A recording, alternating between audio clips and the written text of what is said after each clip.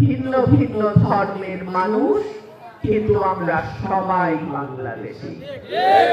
ধর্ম আলাদা, আচার আলাদা, কিন্তু দেশের নাগরিক সবাই সমান।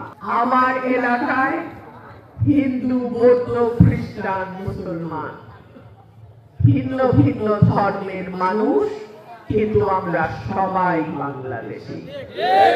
ধর্ম আলাদা, আচার আলাদা, কিন্তু দেশের নাগরিক সবাই সমান। কারো অধিকার বেশি, কারো অধিকার কম, সংখ্যাগুরু সংখ্যালঘু, এই তত্ত্ব রুমিন ফারহানা বিশ্বাস করেন।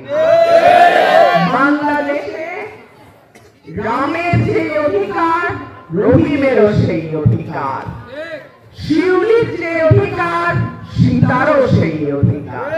সুতরাং কোন বৈষম্য আমি আমার এলাকায় হতে দেব না। আমরা বিগত দিনে দেখেছি মন্দিরে আক্রমণ হয়েছে, এই নাসিরনগরেই হয়েছে, কুমিল্লাতে হয়েছে, হয় নাই? আল্লাহর রহমত, আমি আমার এলাকাবাসীকে ধন্যবাদ দেই।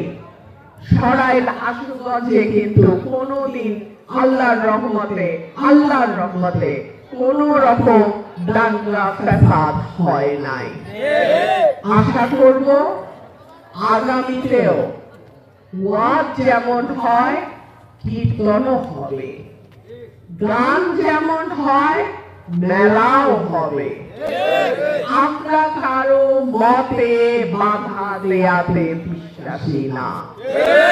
যতক্ষণ পর্যন্ত আপনি দেশের আইন নিয়ম মেনে চলছেন, ততক্ষণ পর্যন্ত আপনার কোনো কাজে বাধা দেয়া যাবে না।